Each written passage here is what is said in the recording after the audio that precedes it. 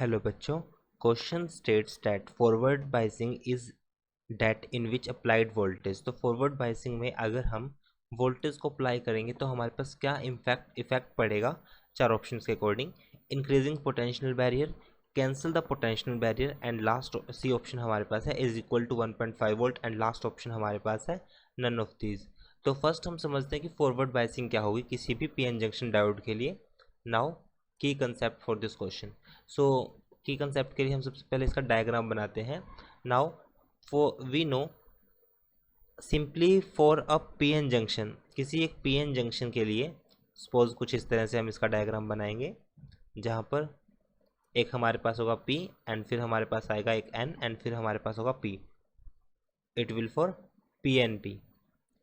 ये होगा हमारे पास P, this point is N and this point is P। So sorry, simply हम PNP junction की बात करेंगे और normally PN junction only, because हम एक ट्रांजिस्टर की बात नहीं कर रहे हैं। सो अगर हमारे पास P पॉइंट, अगर देखा जाए हमारे पास, अगर P पॉइंट हमारे पास कनेक्ट है एक पॉजिटिव टर्मिनल से with respect to N, with negative terminal that is N terminal, कुछ इस तरह से। P हमारे पास क्या है पॉजिटिव, N हमारे पास क्या है नेगेटिव। सो P टाइप के केस में हमारे पास क्या होते हैं होल्स, मेजोरिटी होल्स होते हैं, और N के केस में मेजोरिटी हमारे पास होते हैं N मतलब नेगेटिव। तो क्लियर सी बात है, तो N मतलब फ्री इलेक्ट्रॉन, ये हमारे पास होंगे फ्री इलेक्ट्रॉन।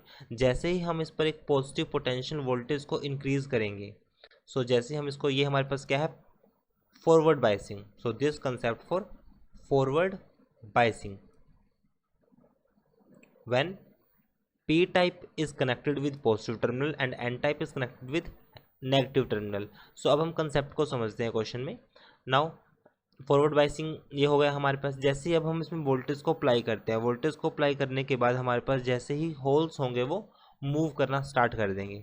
तो जैसे वो मूव करना स्टार्ट करेंगे तो इस तरह से वो एक लेयर बनाएंगे एन में विद होल्स लाइक दिस, क्योंकि पॉजिटिव पॉजिटिव को रिपेल करेगा, तो इसका मतलब जो चार्ज होगा उसमें मोशन स्टार्ट हो जाएगा। और इसी तरह नेगेटिव है यहाँ पर, और ये नेगेटिव को अपनी तरफ अट्रैक्ट करेगा, तो यहाँ पर हमारे पास आएगा एक नेगेटिव चार्ज। तो इस तरह से पॉजिटिव नेगेटिव होल्स और नेगेटिव आपस में मिलेंगे, तो इनके अक्रॉस ये हमारे पास एक बनेगी डिप्लेशन रीजन। ये हमारे पास बनेगी एक डिप्लेशन रीजन, डिप्लेशन रीजन बनेगी। तो इसका मतलब हमारे पास यहाँ पर एक हम कह सकते हैं कि एक वोल्टेज हमारे पास जनरेट होगी, जिसको हम यहाँ पर बोलेंगे fictitious voltage. So now it will be fictitious voltage. So अब क्वेश्चन में हमसे पूछा गया कि फॉरवर्ड बायसिंग में अगर हम अप्लाइड वोल्टेज के अकॉर्डिंग हमें अपने सॉल्यूशन को बताना है। So if we increase the according to question, तो ये हमारे पास जो वैल्यू होगी मीन्स पोटेंशियल बैरियर है वो सिलिकॉन और जर्मेनियम के लिए डिफरेंट होता है, लाइक 0.7 एंड 1.7 समथिंग ये होगा हमारे पास।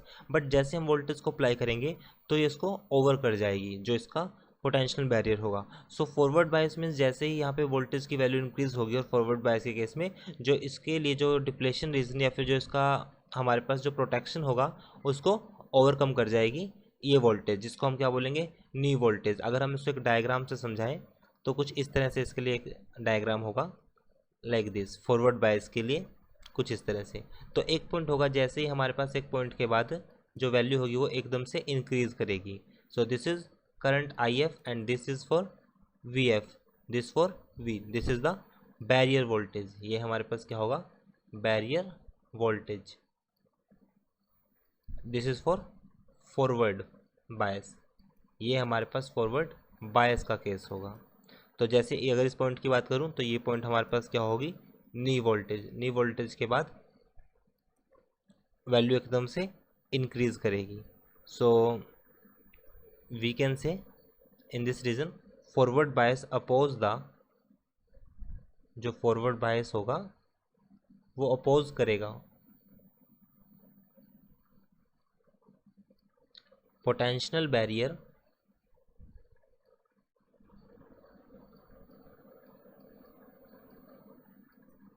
and if applied voltage is more than knee voltage,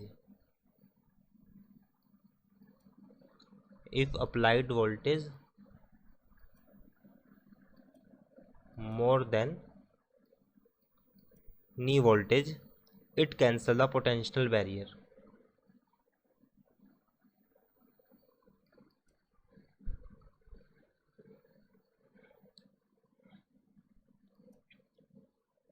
it cancel the potential barrier, मतलब पोटेंशियल बैरियर को कैंसिल करेगा. सो राइट आंसर हमारे पास आएगा option B. I hope solution is understandable. Thank you.